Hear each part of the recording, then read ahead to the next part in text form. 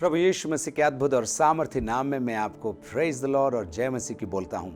Bible अध्ययन श्रृंखला के तहत हम लोग पहले तीमुथियुस की पत्री का अध्ययन अपन मिलकर करने जा रहे हैं और मैं परमेश्वर का धन्यवाद देता हूँ कि परमेश्वर के वचन के खजाने के अंदर अपन थोड़ा सा प्रवेश कर कर उसकी मोतियों को लेकर जीवन के अंदर लागू करने जा रहे हैं।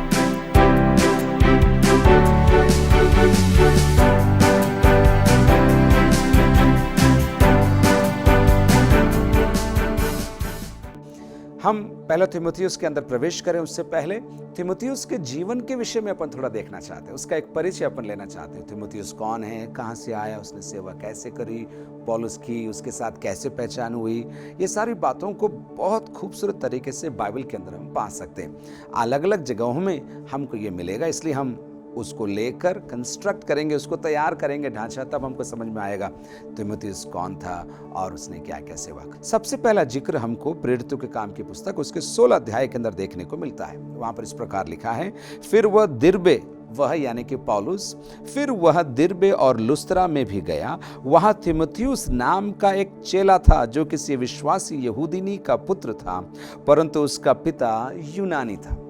खूबसूरत तरीके से लूका हमको समझा रहा है।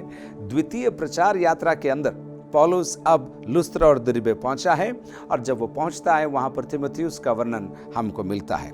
दूसरा तीमुथियुस के अंदर से हमको तीमुथियुस की मम्मी और उसकी नानी का नाम हमें मिलता है। देखिए दूसरा तीमुथियुस उसका पहला अध्याय और उसकी 5 आयत में क्या लिखा है, मुझे तेरे उस निष्कपट विश्वास की सुधि आती है जो पहले तेरी नानी लोइस और तेरी माता यूनिके में था, और मुझे निश्चय है कि तुझ में भी है। तो हम तीमुथियुस की मम्मी का नाम हम जान गए, यूनिके है, उसके नानी का नाम है लोइस, और पिता के लिए लिखा है वो यूनानी था। और जब ये शब्द था आया है तो हम अनुमान लगा सकते हैं जो पौलुस वहां पर पहुंचा है, पिता का देहांत हो गया होगा।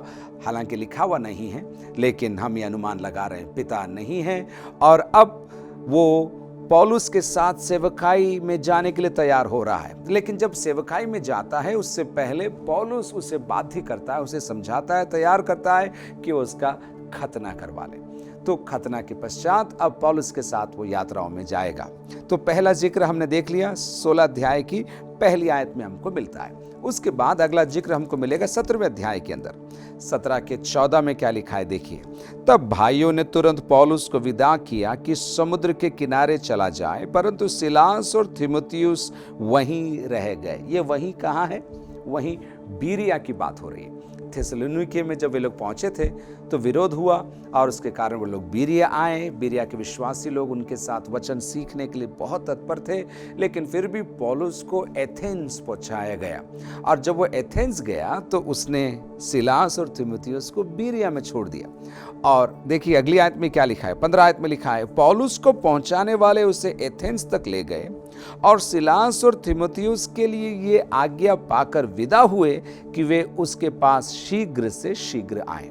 पौलुस की इच्छा थी कि सिलास और तीमुथियुस जो उसकी ओरिजिनल टीम थी द्वितीय प्रचार यात्रा के अंदर, कुछ समय के लिए बीरिया उनको छोड़कर एथेंस आ गया, और जब ये लोग जा रहे थे उनसे कहा मेरे पास सिलास और तीमुथियुस को तुम शीघ्र भेज देना, क्योंकि मुझे उनके साथ और भी यात्रा करनी है और भी सेवा करनी है। इसके बाद हम अगला जिक्र हम देखते हैं 18वें अध्याय के अंदर 5वीं आयत में, 18 के 5 में। प्रेरितों के काम की पुस्तक के अंदर अपन है 18 का 5।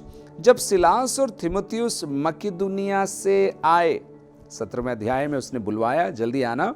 18 अध्याय के अंदर अब सिलास और तीमुथियुस मकिदुनिया से आए तो पौलुस वचन सुनाने की धुन में यहूदियों को गवाही देने लगा कि यीशु ही मसीह है। ये लोग मकिदुनिया से आते या बीरिया से आते ये लोग, तब तक पौलुस एथेंस से कुरिन्थ चला गया, और लेकिन ये लोग आ गए और उससे कुरिन्थ में जाकर मिल गए। कई बार मैं सोचता हूँ उस जमाने में फोन नहीं था, मोबाइल नहीं था, कैसे ये लोग एक दूसरे से बातचीत करते थे, कैसे एक दूसरे को खबर देते थे। समय ज़्यादा लगता था, लेकिन इनके पास बातचीत की प्रणाली थी, तरीका था कम्युनिकेशन का कि मैं जा रहा हूँ, वो आएंगे तो उनको यहाँ भेज देना। इसलिए ये लोग अब आए हैं एथेंस होते हुए, ये लोग कुरिन्थ पौलुस के पास पहुँच गए। अगला जिक्र हमको 19 अध्याय के अंदर मिलता है। 19 अध्याय उसकी 22 आयत में देखिए, 19 के 22 में, इसलिए अपनी सेवा करने वाले में से थिमुथियुस और इरास्तुस को मकिदुनिया भेजकर आप कुछ दिन आसिया में रह गया। देखिए पौलुस क्या कर रहा है, आसिया में है, लेकिन सेवा करने वालों को, यानी कि 2 जन का नाम वहां लिखा है, थिमुथियुस को और इरास्तुस को आगे भेज दिया। वो जाने पर था और उनको आगे भेज दिया। ये तीसरी प्रचार यात्रा की बात हो रही है, ठीक है। एफेसुस में पौलुस है, वो अभी मकिदुनिया जाएगा, लेकिन वहां पहुंचने से पहले इन दोनों को वहां पर पहुंचा देता है। और फिर उसके बाद हमको 20वें अध्याय के अंदर थिमुथियुस का नाम देखने को मिलता है। 4 आयत के अंदर देखिए, बीरिया के पुर्रुस का पुत्र सोपत्रुस और थिस्सलुनीकियों में से अरिस्तर्खुस और सिकंदुस और दिर्बे का गयुस और थिमुथियुस और आसिया का तुखिकुस और त्रुफिमुस आसिया तक उसके साथ हो लिए। ये उस दल का नाम है जो पौलुस के साथ कलीसियाओं से एकत्रित भेंट को लेकर यरूशलेम जा रहा था, ठीक है। इस बड़ी टीम के अंदर अलग अलग जगह से लोग थे और अब लुस्त्रा से थिमुथियुस का नाम यहाँ पर है, यानी कि पौलुस के साथ वो यरूशलेम जा रहा है। तो हम 16 अध्याय से लगाकर 20वें अध्याय तक थिमुथियुस का जिक्र प्रेरितों के काम की पुस्तक के अंदर देखते हैं। लेकिन बाकी की जो सेवकाई, उसकी जीवनी, उसने क्या किया, कैसे किया, क्या उसकी ताकत रही, क्या उसकी कमजोरियां रही, ये सब हमको अन्य पत्रियों में से हमको ढूंढकर निकालना पड़ेगा। मेरी ये इच्छा है कि आप और गहराई से इन आयतों को देखते जाएं, सीखते जाएं, और अगर आपके पास बाइबल है, रेखांकित करना मत भूलना। एक चीज मैं आपको सिखाऊं, कॉन्कॉर्डेंस बोलते हैं, यानी कि एक आयत से जुड़ी हुई चेन रेफरेंस, ठीक है, चेन रेफरेंस। तो जब आपको एक आयत मिलती है तो उसी के आगे जो अगली आयत है ना, वहीं उसको पास में आप अंकित कर लीजिए, ताकि आपको ये चेन रेफरेंस मिलती जाएगी। तो फिर जब अगली बार अध्ययन करेंगे तो आपको ज़्यादा ढूंढना नहीं पड़ेगा, आपकी बाइबल ही आपकी मदद करती जाएगी। तो चलिए आगे अपन देखते हैं। पौलुस ने कुल मिलाकर नए नियम के अंदर 13 पत्रियां लिखी है। 13 में से 2 तो उसने थिमुथियुस को सीधे लिखी, पहला थिमुथियुस और दूसरा थिमुथियुस। इसके अलावा 8 पत्रियों के अंदर पौलुस थिमुथियुस के नाम का वर्णन करता है। बचती हैं 3 ऐसी पत्रियां हैं जिसमें पौलुस थिमुथियुस के नाम का जिक्र नहीं करता है। वो है गलातियों को लिखी हुई पत्री, इफिसियों को लिखी हुई पत्री और तीतुस के नाम पत्री।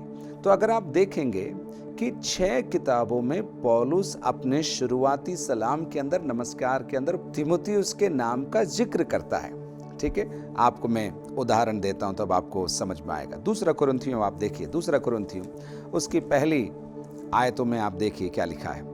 पौलुस की ओर से जो परमेश्वर की इच्छा से मसीह यीशु का प्रेरित है, और भाई थिमुथियुस की ओर से परमेश्वर की उस कलीसिया के नाम जो कुरिन्थुस में है, और सारे अखाया के सब पवित्र लोगों के नाम। तो आप देख रहे हैं पौलुस और थिमुथियुस मिलकर इन पत्रियों को लिख रहे हैं, और कई जगह पर थिमुथियुस इन पत्रियों को लेकर जाएगा और विश्वासियों को सौंपेगा, और वहां से फिर समाचार लेकर पौलुस के पास आएगा। तो पौलुस की ओर से भेजे गए एक विश्वास योग्य सेवक, एक विश्वास योग्य दास, एक विश्वास योग्य भाई के रूप में, पौलुस के प्रतिनिधि के रूप में थिमुथियुस अलग अलग जगह जाता है। आप देखेंगे दूसरी प्रचार यात्रा के अंदर पौलुस ने थिमुथियुस को लिया, वो लोग त्रोआस से होकर उस पार गए, और पार निकलने के पश्चात वे लोग बीरिया, हमने पहले देख लिया, बीरिया में घूमते हुए वे लोग अब कोरिन्थ में पहुंचे। और कोरिन्थ में रहते रहते पौलुस 2 खत थिस्सलुनीकियों के विश्वासियों को लिखेगा, पहला थिस्सलुनीकियों और दूसरा थिस्सलुनीकियों। उन दोनों में जिक्र थिमुथियुस के नाम का आता है। और उसके अलावा अब वे लोग वहां से निकलकर आगे प्रस्थान करेंगे, और अब तीसरे प्रचार यात्रा के दौरान एफेसुस शहर से पौलुस कुरिन्थियों को दूसरी पत्री लिखेगा, दूसरा खत लिखेगा, जो 2 कुरिन्थियों हम कहते हैं। वहां पर भी थिमुथियुस का नाम आपको देखने को मिलता है। आप पा रहे हैं पौलुस के साथ हर जगह तीमुथियुस यात्रा कर रहा है, सेवा कर रहा है, दुख उठा रहा है, देख रहा है, मानो उसके सामान को उठाकर चल रहा है। और उतना ही नहीं, उसके दर्शन को पूरा करने की एक मनसा तीमुथियुस के अंदर है। इन यात्राओं के पश्चात वे लोग, अब आपको मालूम है, हमने देखा समुद्री यात्रा के पश्चात रोम पहुंच गए वो लोग, ठीक है। और जब रोम पहुंच गए, 2 साल कारावास में पौलुस है और वहां से खत लिखता है, मंडलियों को खत लिखता है। और उन खत में भी, उन पत्रियों में भी तीमुथियुस का नाम हमको देखने को मिलता है। तो कुलुसियों को लिखी हुई पत्री, फिलिपियों को लिखी हुई पत्री और फिलेमोन को लिखी हुई पत्री के अंदर तीमुथियुस का नाम आता है। तो आप देख रहे हैं, जहां जहां पौलुस गया, हम कह सकते हैं वहां वहां तीमुथियुस भी गया। लूका भी साथ था, एक हिस्टोरियन के रूप में, एक इतिहासकार के रूप में। वो देख रहा है क्या कहना है, क्या लिखना है, क्या छोड़ना है, क्या संगठित करना है, क्या जानकारी और लेनी है। मेरे हिसाब से लूका उस बात में रुचि रखकर इन तथ्यों को एकत्रित कर रहा है। लेकिन एक्चुअल जो सेवा है ना, पौलुस के साथ मिलकर तीमुथियुस कर रहा है। तो आप देख रहे हैं, 13 पत्रियों की बात मैंने कही, 3 में ही उसका नाम नहीं है, 2 तो उसको संबोधित हैं, 6 में शुरुआती सलाम के अंदर तीमुथियुस का नाम है। इन बातों के लिए मैं प्रभु को धन्यवाद देना चाहता हूँ। मैं एक चीज आपको बताऊं, जब सेवक सेवा करते हैं, उनके साथ जो सेवा करते हैं ना, उनके साथ एक टीम होती है जिसकी वजह से वो सेवा कर पाते हैं। बहुत साल पहले मेरे घर में एक पत्रिका आया करती थी, उसमें एक सेक्शन हुआ करता था जिसका टाइटल था the ministry behind the ministry, यानी कि सेवा के पीछे वाली सेवा। बहुत अद्भुत है। हाल में एक और किताब में पढ़ रहा था, बीइंग नंबर 2 इन मिनिस्ट्री, यानी कि सेवकाई के अंदर दूसरा स्थान एक बड़ी चुनौती है, आसान नहीं है। लोग आपको पहचानेंगे नहीं, लोग आपको पूछेंगे नहीं। शायद ये हो सकता है कि उसी का नाम आए जो सेवा में विख्यात है या महान है, या जो फ्रंट फेस अपन कहते हैं, जिनका फेस दिखाई दे रहा है। उदाहरण के लिए मैं आपको बताऊं, आप अभी मेरे चेहरे को देख रहे हैं, मैं आपको वचन सिखाने का प्रयास कर रहा हूं और आप सीखने का प्रयास कर रहे हैं। लेकिन सच्चाई यह है, आप तक इसको पहुंचाने के लिए कितने लोग जुड़े हुए हैं आपको नहीं मालूम। इसलिए जब आप अगली बार प्रार्थना करें, प्रभु के दासों के लिए जब आप प्रार्थना करते हैं, तो ऐसा प्रार्थना करें, प्रभु के दासों के लिए मैं प्रार्थना करता हूं और प्रार्थना करती हूं, और उनके लिए भी जो उनके हाथ को सेवकाई में उठाए रखते हैं, उनके हाथ को सेवकाई में उठाए रखते हैं। पुराने नियम की वो बात, वो इतिहास मुझे याद आ रहा है। मूसा पर्वत पर था, यहोशू तराई में युद्ध कर रहा था, और जब जब मूसा अपने हाथ उठाता था, तब तब तराई में यहोशू विजयी होता था। लेकिन मूसा उम्र के कारण हो या थकान के कारण हो, जब उसके हाथ नीचे गिरते थे, नीचे उतरते थे, तो यहोशू हारने लगता था। इसको देखकर, सुनिए इस बात को, इसको देखकर एक सच्ची बात मैं आपको समझाता हूं इसके अंदर। इसको देखकर, मूसा के हाथ को नीचे उतरते हुए देखकर और यहोशू को हारते हुए देखकर, हारून और हूर 2 व्यक्ति आए और मूसा के हाथ को उन्होंने उठाकर रखा, जब तक कि यहोशू तराई में विजय नहीं हो गया। सेवकाई में मदद करने के लिए आपको कोई नहीं बुलाएगा, आपसे नहीं कहा जाएगा कि आओ ना हाथ थोड़ा उठा के रखो।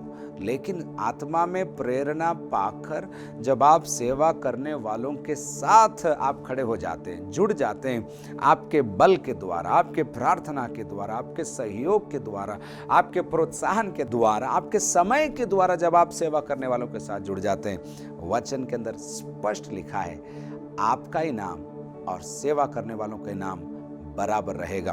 क्योंकि पुराने नियम में लिखा है, जो बस्तों के साथ रहे, जो सामान के साथ रहे और जो युद्ध में गए, दोनों को बराबर प्रतिफल मिला। तो आप देख रहे हैं, पौलुस हमने प्रेरितों के काम के सीरीज के अंदर हमने देखा। लेकिन अब आप पाएंगे पौलुस सही था, लेकिन जहां पौलुस था, वहां तीमुथियुस, अरिस्तार्खुस, लूका, इरास्तुस, ये सब लोग थे जो उसके साथ जुड़ते चले गए। एक और खासियत मैं आपको बताता हूं इस बार पौलुस के जीवन को आप देखिए, वो प्रभु यीशु मसीह के समान था। जब भी गया सेवा करने के लिए, कुछ लोगों को साथ लेकर गए। ये भी एक सीखने वाली बात है। जब हम सेवा करते हैं, अकेले अपन सेवा कर सकते हैं और मुझे किसी की मदद नहीं है, मैं इंडिपेंडेंट हूँ, मैं किसी पर डिपेंडेंट नहीं हूँ, मैं तो अपने आप करता हूँ, अच्छी बात है। लेकिन पौलुस से सीखिए, तीमुथियुस जैसे जवानों को साथ लेकर वो चलता गया और इसके कारण पौलुस के समय के बाद भी सेवा चलती रही। ये देखते रहे, पौलुस से सीखते रहे और अपने जीवन में इन वचनों को लागू करते रहे। चलिए कुछ और बातें मैं तीमुथियुस के बारे में आपको आगे बताना चाहता हूँ।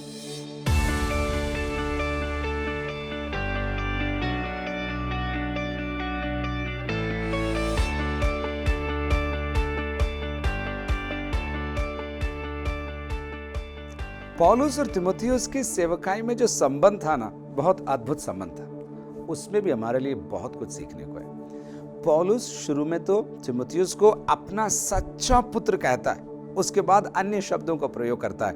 मैं आपको वो बताता हूँ। चलिए मेरे साथ पहला तीमुथियुस उसका पहला अध्याय देखिए और उसकी दूसरी आयत। पहला तीमुथियुस पहला अध्याय उसकी दूसरी आयत। तीमुथियुस के नाम जो विश्वास में मेरा सच्चा पुत्र है, सच्चा पुत्र है। पौलुस तीमुथियुस को पुत्र कहता है और सच्चा पुत्र कहता है। इसके अंदर कई चीजें छिपी हुई हैं। आपको याद होगा, हमने 16वें अध्याय में प्रेरितों के काम के अंदर देखा कि यहूदिनी इसकी माँ थी और यूनानी इसका पिता था। तो लोग, विशेष करके यहूदी समाज, उसको एक अलग रीति से देखते थे हैं। और पिता के देहांत के पश्चात तो और भी शायद उसको न जाने आउटकास्ट के रूप में, ये पूरा यहूदी नहीं, ये पूरा हम में नहीं है, हमसा नहीं है, ऐसा वो लोग कहते होंगे। इसलिए जब पौलुस के साथ तीमुथियुस सेवकाई करने लगा तो पौलुस उठाकर ये शब्द बार बार कहेगा, विश्वास में मेरा सच्चा पुत्र है। टेक्नोन, यूनानी भाषा में टेक्नोन आया है और वो स्त्रीलिंग पुल्लिंग दोनों के लिए उपयोग हो सकता है। टेक्नोन पुत्र। उसके पश्चात 1:18 में देखिए वही बात, हे पुत्र तीमुथियुस, उन भविष्यवाणियों के अनुसार जो पहले तेरे विषय में की गई थी, मैं ये आज्ञा सौंपता हूं। हे पुत्र तीमुथियुस, हे पुत्र तीमुथियुस। उसके अलावा अगर आप देखें दूसरा तीमुथियुस के अंदर पहले अध्याय की दूसरी आयत, दूसरा तीमुथियुस पहला अध्याय दूसरी आयत, वापस वही बात, प्रिय पुत्र तीमुथियुस के नाम, प्रिय पुत्र, बिलवेड सन, टेक्नोन, मेरे पुत्र, मेरे बेटे। देखिए कितने अफेक्शनेट, कितने प्रेम भरे शब्दों को वो कहता है तीमुथियुस के बारे में बात करते हुए। उसके अलावा एक और मैं आपको बताऊं, दूसरा तीमुथियुस दूसरा अध्याय उसकी पहली आयत, दूसरा तीमुथियुस दूसरा अध्याय उसकी पहली आयत में क्या लिखा है, इसलिए हे मेरे पुत्र, मेरे पुत्र, मेरे निज पुत्र मानो, इसलिए हे मेरे पुत्र, तू उस अनुग्रह से जो मसीह यीशु में है बलवंत होता जा, बलवंत होता जा। पौलुस तीमुथियुस को प्रिय पुत्र कहने के बाद अब देखिए अगले कौन से शब्दों को प्रयोग करता है। मेरे साथ पहला थिस्सलुनीकियों को लिखी हुई पत्री उसका 3रा अध्याय देखिए, 1 Thessalonians chapter 3 और उसकी दूसरी आयत में, और हमने तीमुथियुस को जो मसीह के सुसमाचार में हमारा भाई, उसको पुत्र कहता है, लेकिन जब सेवकाई की बात आती है तो वो हमारा भाई कहता है। उसी शब्द को पौलुस कुरिन्थियों को जब दूसरी पत्री लिखता है उसकी पहली आयत में वापस वही शब्द का प्रयोग करेगा। कुरिन्थियों को लिखी हुई दूसरी पत्री उसका पहला अध्याय पहली आयत में क्या लिखा है देखिए, पौलुस की ओर से जो परमेश्वर की इच्छा से मसीह यीशु का प्रेरित है, और भाई तीमुथियुस की ओर से। यानी कि जो पौलुस को दिल से उसे कुछ कहना है, कुछ उसको समझाना है, कुछ उसको प्रोत्साहित करना है, तो उसको प्रिय पुत्र कहेगा है। लेकिन जब सेवकाई की बात आती है तो पुत्र नहीं, उसे भाई कहता है, उसे भाई कहता है। इतना ही नहीं, एक और शब्द का प्रयोग वो कर रहा है उसी 3रे अध्याय की दूसरी आयत में, यानी कि पहला थिस्सलुनीकियों 3रा अध्याय उसकी दूसरी आयत में एक और शब्द कह रहा है। मैं फिर से पढ़ रहा हूं, हमने तीमुथियुस को जो मसीह के सुसमाचार में हमारा भाई और परमेश्वर का सेवक है, परमेश्वर का सेवक। बहुत खूबसूरत, प्रिय पुत्र, सेवा में मेरा भाई और अब परमेश्वर का सेवक। इसको अगर आप देखें तो सेवकाई में तीमुथियुस को बढ़ते हुए हम देख पा रहे हैं, एक पुत्र के रूप में, उसके पश्चात एक भाई के रूप में, और अब परमेश्वर के सेवक के रूप में।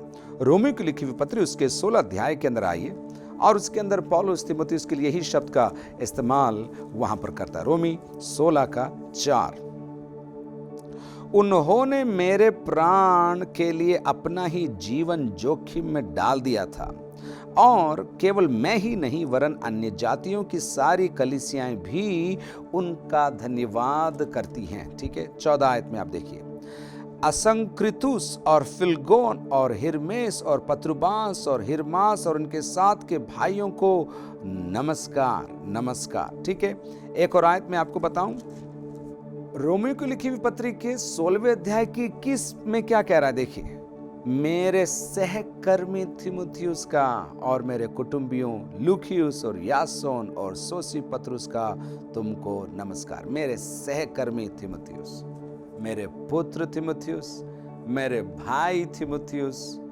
परमेश्वर का सेवक तीमुथियुस और अब मेरे सहकर्मी तीमुथियुस। प्रभु को मैं धन्यवाद दे रहा हूं जब इन शब्दों का मैं प्रयोग कर रहा हूं। आपके साथ सेवा करने वालों के लिए ये जरूरी है कि वे प्रभु की सेवा में हमेशा बढ़ते जाएं। और मेरी जिम्मेदारी है, आपकी जिम्मेदारी है कि दूसरों को सेवा में बढ़ाते जाएं। दोनों बात, हमें बढ़ना भी है और बढ़ने के लिए रास्ता भी तैयार करना है। तो पौलुस तीमुथियुस के लिए देख रहा है, जगह बना रहा है सेवा के लिए, पुत्र, भाई, सेवक और अब सहकर्मी। एक समय आएगा जब वो जान जाएगा कि जो मैं काम कर रहा हूं वो तीमुथियुस कर सकेगा। इसलिए एफेसुस जैसी प्रभावशाली मंडली की जिम्मेदारी पौलुस तीमुथियुस को सौंपेगा। उसके बारे में अपन बहुत जल्दी देखेंगे। ठीक है, तो आप मेरे साथ अब तक हैं, पौलुस और तीमुथियुस की अपन बात कर रहे हैं और हमने कहा दूसरी प्रचार यात्रा के अंदर पौलुस तीमुथियुस को लेकर निकला है और कई जगहों पर पत्रियों को पहुंचाने में उसने उसकी सहायता करी है और पौलुस की ओर से एक प्रतिनिधि के रूप में जाकर विवादों को सुलझाने के लिए, उनके अभिप्राय को, उनके राय को लेकर पौलुस के पास आने के लिए इसने सहयोग किया है, योगदान दिया है। और फिर रोम के कारावास के समय वहां रहते हुए 3 जो पत्रियां लिखी गई हैं उनको भी तीमुथियुस ने वहां पर रहकर, हम नहीं कह सकते कि उसने अपने स्वयं के हाथ से लिखा है या नहीं, लेकिन वहां रहकर पौलुस के साथ सेवा करते हुए उन पत्रियों को लिखा। इसीलिए पौलुस उसके नाम को शुरू में ही उस सलाम और नमस्कार के अंदर उसके नाम को जोड़ता है। लेकिन इतिहास हमें बताता है और हमें ये बाइबल में अब नहीं मालूम, और मैंने प्रेरितों के काम के आखिरी अध्याय को समझाते हुए इस बात को आपको कहा था। 2 साल का कारावास पौलुस का रोम में रहा और इतिहास हमें ऐसे बताती है कि उस 2 साल के कारावास के पश्चात पौलुस रिहा हो गया और कई जगह जाकर उसने सेवकाई करी होगी। मकिदुनिया आया होगा, एफेसुस आने पर होगा, और इन समयों में या इस दौरान उसने तीमुथियुस को एफेसुस की जिम्मेदारी दी और तीतुस को क्रेते की जिम्मेदारी दी, और इन दोनों को वो खत लिखता है।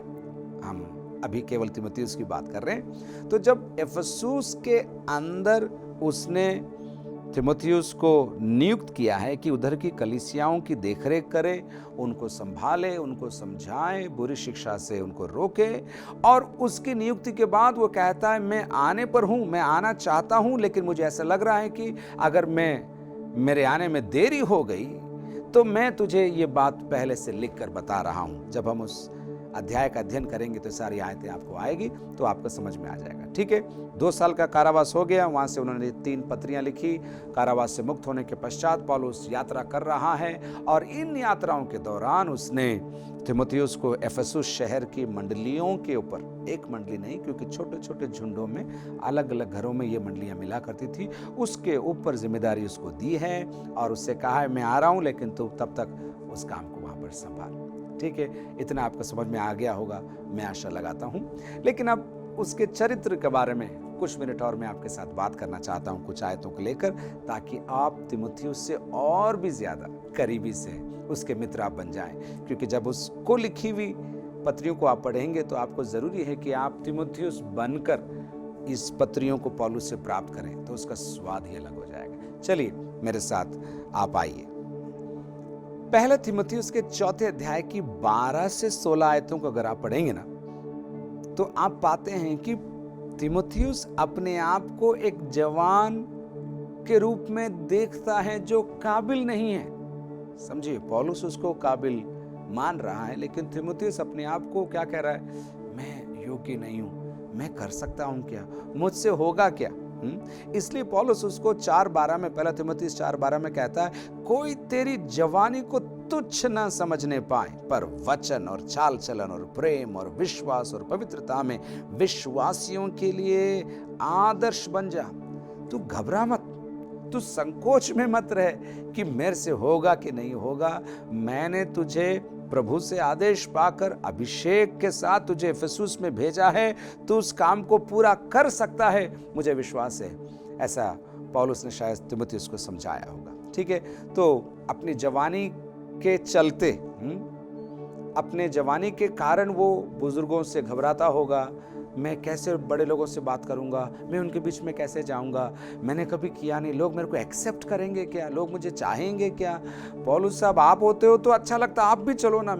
ये सारी बातें आज भी आपके और मेरे जीवन में आती है। मेरे से होगा कि नहीं होगा, लोग मुझे एक्सेप्ट करेंगे कि नहीं? आजकल ये बहुत बड़ा सवाल है, लोग मुझे एक्सेप्ट करेंगे कि नहीं करेंगे? अरे भाई, तेरे ऊपर अभिषेक है, तुझे एक आज्ञा मिली है, प्रभु की सेवा तुझे सौंपी गई है, तो लोग तुझे एक्सेप्ट करें ना करें, स्वीकार करें ना करें, मुझे और आपको प्रभु की सेवा करना है। और कभी कभी तो इन चुनौतियों के सामने निडर होकर, आंख बंद कर कर मानो चुनौतियों का सामना मुझे और आपको करना है। 5वें अध्याय में आइए और उसकी 5:23 में क्या लिखा है देखिए, भविष्य में केवल जल ही का पीने वाला न रहे, पर अपने पेट के और अपने बार बार बीमार होने के कारण थोड़ा थोड़ा दाखरस भी काम में लाया कर। कुछ लोग इस आयत का दुरुपयोग करते हैं, और वो क्या करते हैं वो मैं नहीं आपको बताऊंगा, लेकिन यहां पर लिखा है तीमुथियुस बार बार बीमार होता था। पेट की बीमारी हो सकती है, अल्सर हो सकता है, हमें नहीं मालूम, लेकिन बार बार तीमुथियुस बीमार होता था। और इसलिए एक पिता का दिल रखते हुए अपने पुत्र को चिट्ठी लिखते समय पौलुस उसको कहता है, दाखरस भी काम में लाया कर, यानी कि दुआ के साथ साथ दवा भी कर ले, क्योंकि मैं चाहता हूं तू स्वस्थ रहे। कितनी अच्छी बात। तो देखिए, जवानी के कारण वो अपने आप को तुच्छ समझता होगा। उसके बाद हमने अभी यहां से देखा, बार बार बीमार रहा करता होगा। उसके बाद 2 तीमुथियुस उसके पहले अध्याय और उसकी 4थी आयत, 2 तीमुथियुस पहला अध्याय उसकी 4थी आयत, और तेरे आंसुओं की सुधि कर कर के रात दिन तुझसे भेंट करने की लालसा रखता हूं कि आनंद से भर जाऊं। तेरे आंसुओं की सुधि कर कर के रात दिन।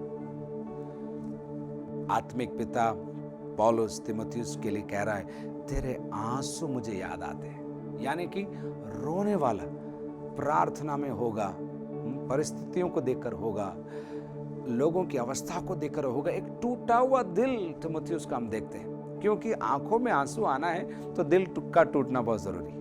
ये मैं जब प्रार्थना की बात करता हूं तो अक्सर कहा करता हूं, आप आंखों में से आंसू आप किसी भी रीति से नहीं ला सकते जब तक कि आपका दिल न टूटे। और परमेश्वर टूटे हुए दिल वालों के समीप रहने वाला परमेश्वर है। तो पौलुस क्या कहता है तीमुथियुस को, तेरे आंसुओं की लगातार, यानी कि सुधि कर कर के रात दिन तुझसे भेंट करने की लालसा रखता हूं कि आनंद से भर जाऊं। आज की भाषा में अपन बोले इमोशनल है तीमुथियुस, शाई है, सिक है, इमोशनल है, भावुक हो जाता है, रोने लग जाता है। पौलुस आप जा रहे हो, फिर आंसू हो सकते हैं, अपन कल्पना कर रहे हैं, लेकिन इन शब्दों से अपन इन्फर करते हैं, इन शब्दों को अपन देखकर अपन ये सीख सकते हैं, समझ सकते हैं कि किस प्रकार की समस्याएं, किस प्रकार की चुनौतियां तीमुथियुस की रही होगी। आगे एक और चीज आपको मैं बताता हूं, 2 तीमुथियुस 2 अध्याय उसकी 22 आयत देखिए, जवानी की अभिलाषाओं से भाग, और जो शुद्ध मन से प्रभु का नाम लेते हैं उनके साथ धर्म और विश्वास और प्रेम और मेल मिलाप का पीछा कर। पौलुस तीमुथियुस को आदेश दे रहा है, सिखा रहा है, समझा रहा है कि जवानी की अभिलाषाओं से तू बचकर रहना। Don't take it for granted, English में बोलते हैं। तो ऐसा मत सोचना, अरे मैं तो बाइबल पढ़ता हूँ, मैं दुआ करता हूँ, मेरे को कोई प्रॉब्लम नहीं होने वाला, मेरे को कोई प्रलोभन नहीं आएगा। कुछ लोग ऐसे बोलते हैं बाजार में, मेरे को तो आज तक एक प्रॉब्लम नहीं हुई, अरे मैं तो बिल्कुल सही चल रहा हूँ, मैं तो ये जो घमंड के शब्द हैं उसको छोड़कर तू सचेत रहे, तू तैयार रहे, तू सतर्क रहे। जवानी की अभिलाषाओं से बातचीत मत कर, जवानी की अभिलाषाओं से यूसुफ के समान भाग भाग। वहां पर खड़े रहकर सोच मत, करूं कि नहीं करूं, प्रभु तेरी इच्छा है कि नहीं। अगर जवानी की अभिलाषा है, और उसकी परिभाषा मुझे देने की जरूरत नहीं, आप जानते हैं, आंखों की अभिलाषा, जीविका का घमंड, ये सारी बातें। आंखों की अभिलाषा के विषय में एक ही बात मैं कहूंगा, आप वहां खड़े मत रहिए, आप वहां खड़े मत रहिए। बिल्ली जब दूध पीती है और सामने कोई आ जाता है तो ऐसे कहते हैं वो आंख बंद कर लेती, यानी कि मैंने आंख बंद कर लिया मतलब कोई नहीं है। नहीं, ऐसा नहीं है। आपके आंख बंद करने से अभिलाषा चली गई, ऐसा नहीं है। आपको भागना है, सतर्क रहना है, सचेत रहना है। तो तीमुथियुस के जवानी के विषय में अपन इन बातों को देख रहे हैं। एक और आयत में आपको दूं, वापस पहला तीमुथियुस में आइए, उसके 5वें अध्याय की 2 आयत में देखिए। बूढ़ी स्त्रियों को माता जानकर, और उससे पहले जवानों को भाई जानकर, और फिर जवान स्त्रियों को पूरी पवित्रता से बहन जानकर समझा दे। छोड़ मत, चाहे वो बूढ़ी स्त्रियां हो, जवान स्त्रियां हो, नौजवान हो, तू उनको हैंडल करना सीख। कैसे, किससे, कब, कितनी देर बात करना है, तू सीख तीमुथियुस, तुझे करना ही होगा। नहीं, मेरे से नहीं होगा। तीमुथियुस कहता होगा पौलुस को, मुझसे नहीं होगा। पौलुस उसको सिखा रहा है। एक बार और पढ़ूं, किसी बूढ़े को न डांट, पर उसे पिता जानकर समझा दे। बहुत अच्छा शब्द है। जवानों को भाई जानकर, बूढ़ी स्त्रियों को माता जानकर, और जवान स्त्रियों को पूरी पवित्रता से बहन जानकर समझा दे। तो आप देख रहे हैं पौलुस और तीमुथियुस के इस इंटरैक्शन के द्वारा, आपसी संवाद के द्वारा आप तीमुथियुस के जीवन शैली को समझ पा रहे हैं। उसके तबीयत के विषय में आप समझ पा रहे हैं, उसके मिजाज के विषय में आप समझ पा रहे हैं, वो कैसे पेश आता होगा, किससे पेश आता होगा, कितनी देर पेश आता होगा, ये सब आप देख पा रहे हैं। और बार बार पौलुस अपनी इन दोनों पत्रियों में उसको समझाएगा, तू हियाव बांध, तू कर, रुक मत। तो जो काम तेरे को हाथ रखने के द्वारा तुझे मिला है, जो अभिषेक तुझे मिला है, उसको पूरा कर। अभिषेक की बात आई तो एक और बात मैं आपको तीमुथियुस के बारे में बताता हूं। कई बार पौलुस कहेगा मेरे हाथ रखने के द्वारा, मेरे हाथ रखने के कारण। इसका मतलब इस सेवकाई के दौरान कहीं ना कहीं सेवकाई के लिए तीमुथियुस का अभिषेक हुआ होगा या ऑर्डिनेशन हुआ होगा, अभिषेक हुआ होगा, हाथ रखकर उसके लिए प्रार्थना की गई होगी। और उतना ही नहीं, ऐसा हम अनुमान लगा सकते हैं, लुस्त्रा के अंदर नबूवत भी हुई होगी, भविष्यवाणी हुई होगी, जब हाथ रखकर प्रार्थना कर रहे होंगे कि ये सेवा करेगा, वहां जाएगा, प्रभु का काम करेगा, बड़े कामों को करेगा। ये सारी भविष्यवाणियों को याद करने के लिए पौलुस बाद में 2 तीमुथियुस के अंदर उसको सिखाएगा, उससे कहेगा तू उन बातों को याद कर।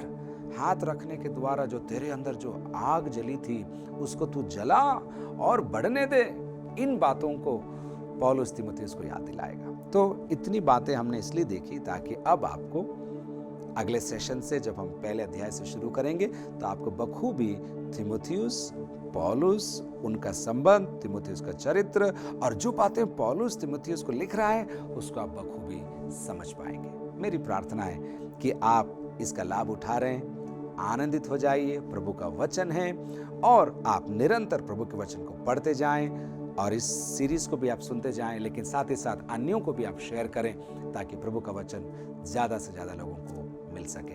प्रभु आपको बहुत बहुत आशीष दे।